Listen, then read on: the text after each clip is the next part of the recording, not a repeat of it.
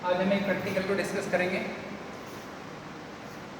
इस प्रैक्टिकल में हम KVL और KCL का वेरिफिकेशन करेंगे बाय यूजिंग किट्स। तो गाइस जैसा कि आप जानते हैं, अकॉर्डिंग टू KVL की जो सोर्स वोल्टेज है, तो आपके जो पूरे सर्किट में जो एलिमेंट जुड़े हुए हैं उनके अक्रॉस या उनके द्वारा यूज किए गए वोल्टेज का सम या उनका एल्जेब्रिक सम शून्य होना चाहिए। तो इस हिसाब से ये दोनों हमारे जो रेसिस्टेंस है ये पैरेलल में है।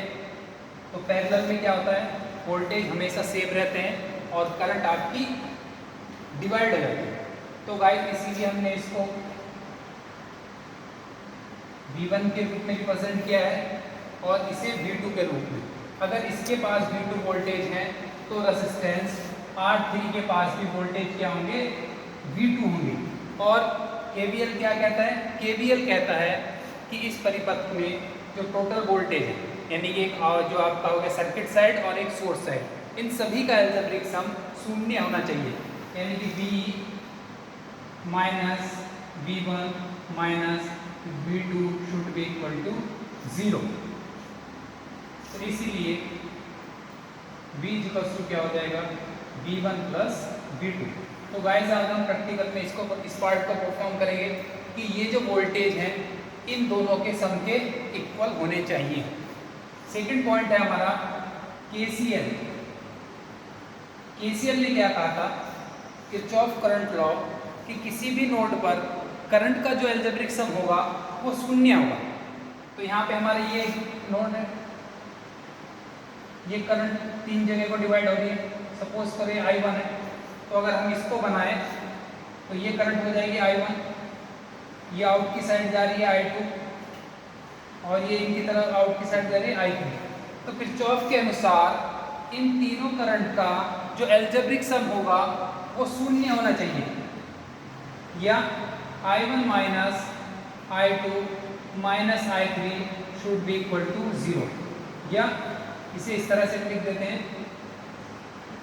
लेकिन हमको आज वेरिफिकेशन क्या करना है कि ये जो I1 बराबर होगा वो I2 प्लस I3 के इक्वल होगा। तो भाई जब KVL की बात करेंगे तो हम इस पार्ट को परफॉर्म करेंगे बाय यूजिंग मल्टीमीटर्स और हमारी किट के अनुसार। और जब हम KCL की बात करेंगे तो हम इस पार्ट को परफॉर्म करेंगे कि ये जो I1 है ये I2 प्लस I3 के सम के इक्वल होनी चाहिए, या ये कह दें किसी भी नोड पे जो एल्जेब्रिक सम होता है वो उसका शून्य होता है। ठीक है, तो गाइस अब हम किट पे परफॉर्म करने चलते हैं इसका।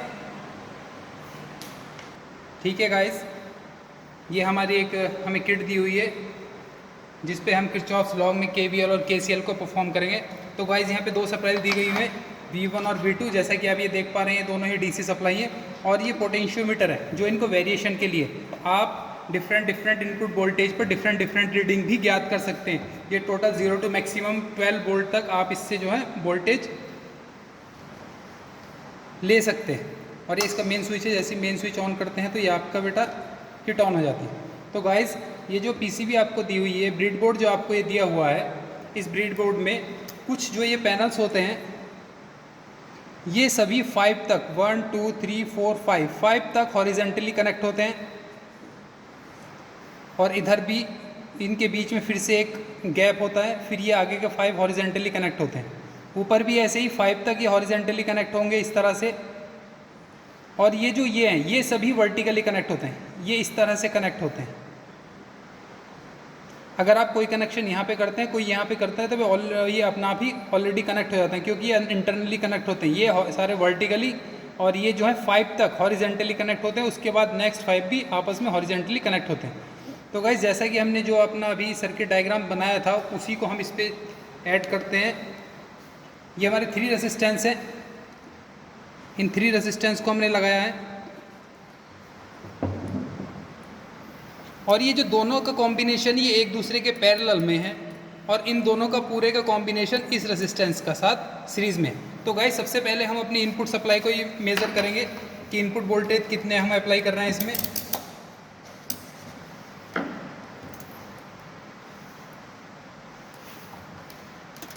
तो हम किट को ऑन करते हैं इसको।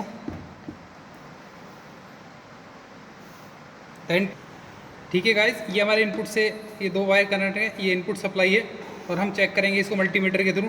और इस नॉब को हमेशा याद करना है, डीसी वोल्टेज है तो इस नॉब को वी वोल्टेज डीसी, और कितने वोल्ट तक सप्लाई दे रही है आपको, 20 वोल्ट तक देती है, तो मैक्सिमम इसको डीसी के 20 वोल्ट पे आप इसको सेट कर लेंगे। अगर हम इसको मल्टीमीटर से चेक करते हैं तो क्या देख पाते हैं कि इनपुट वोल्टेज कितने हैं, 12 के अप्रॉक्सीमेट है। इनको थोड़ा रोटेट करके थोड़ा 12 कर लेते हैं। अब कह सकते हैं अप्रॉक्सीमेट 12 वोल्ट हम इसके इनपुट सप्लाई पे अप्लाई करेंगे। तो गाइज ये प्लस टर्मिनल्स को हम इस यहाँ पे कनेक्ट करते हैं, एंड द नेगेटिव टर्मिनल ये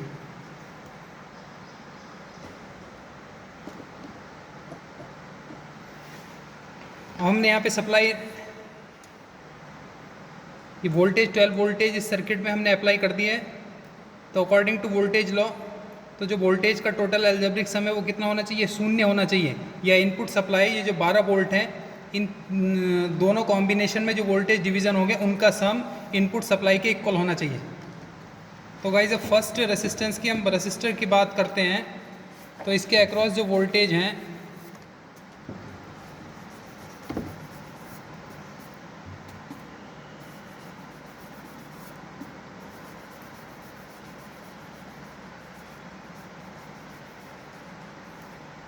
सेवन 7.98 अप्रॉक्सीमेट, आप कह सकते हैं थोड़ा अप्रॉक्सीमेट 7.98 या 8 के करीब है।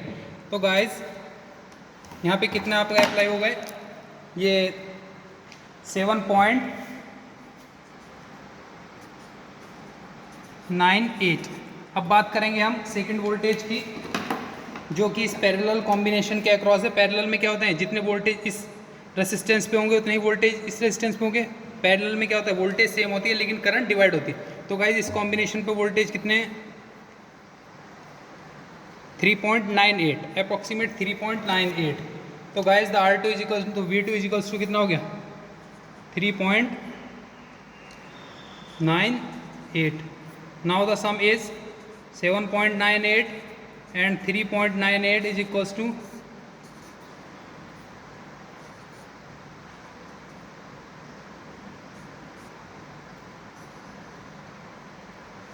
12 वोल्ट। तो गाइस तो हमने इनपुट पे कितना था हमारा 12 वोल्ट। तो इस ये वोल्टेज का टोटल वेरिफिकेशन हो गया है अभी हमारा KVL का, कि V इज इक्वल्स टू किसके हुआ, V1 प्लस V2 के। तो इसी को हम बोलते हैं बेटा KVL या किरचॉफ्स वोल्टेज लॉ। नाउ अब हम स्टडी करेंगे KCL की, किरचॉफ्स करंट लॉ। ठीक है गाइस, अब हम KCL को परफॉर्म करेंगे। KCL के हक में क्या था कि I1 किसको रिप्रेजेंट किया हमने, ये कि I1 इज इक्वल्स टू होना चाहिए I2 प्लस I3 के। तो इसको I1 को हम सोर्स करंट भी कह सकते हैं, इसको हम क्या कह सकते हैं, सोर्स करंट भी। तो सोर्स की जितनी करंट है ये I1 वो इन दोनों के सम के बराबर होना चाहिए। जैसा कि आप यहाँ पे देख भी पा रहे हैं, इससे एक तरह से ये इनपुट करंट है और ये यहाँ पे करंट डिवाइड होगी। तो इन दोनों का सम जो है I1 के इक्वल होना चाहिए। इसी को हम अपनी किट पे वेरीफाई करेंगे। तो गाइज स्टार्ट करते हैं। First we have to measure I1। First we have to measure I1 measure किस तरह से करनी है गाइज, इस पर ध्यान देना है। तो आपको पहले अमीटर को अपने करंट पे सेट कर लेना है। ये DC करंट है, अप्रॉक्सीमेट 20 मिली एम्पियर के आसपास करंट होगी, तो इसलिए 20 मिली एम्पियर पे सेट कर लेना। और आप अपनी सप्लाई का एक इस वायर को निकालना, इस तरह से एक पॉइंट को इससे कनेक्ट करना एंड सेकंड पॉइंट को इस पॉइंट पे कनेक्ट करना। Now the current is 0.82 ampere.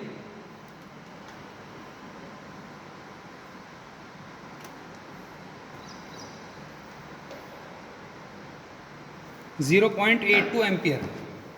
तो I1 इज इक्वल्स टू कितना आ गया, 0.82 I1 and the I2 is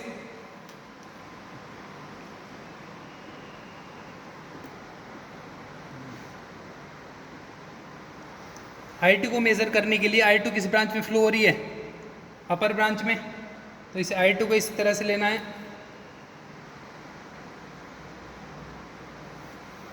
एक इससे कनेक्ट करना है और एक अपनी सप्लाई से।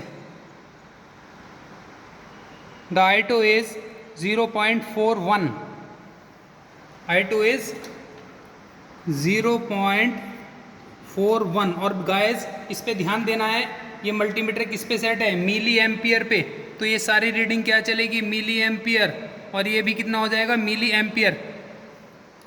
नाउ हम I3 को ज्ञात करेंगे। I3 जिस ब्रांच में आपको करंट ज्ञात करनी है उसी ब्रांच को आपको इस तरह से इस सर्किट को हटा लेना है, क्योंकि एमीटर हमेशा क्या होता है आप जानते हैं किसमें कनेक्ट होता है, सीरीज़ में।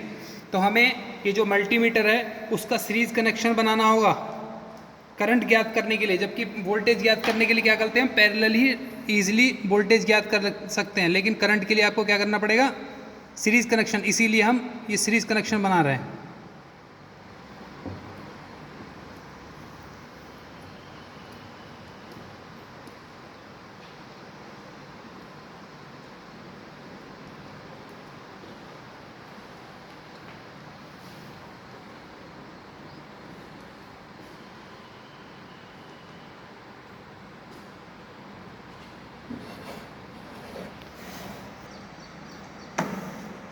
तो गाइज I2 में जो फाइंड करनी है, I3 को फाइंड करने के लिए I3 कहाँ पे फ्लो हो रही है, इस ब्रांच में I3 फ्लो हो रही है।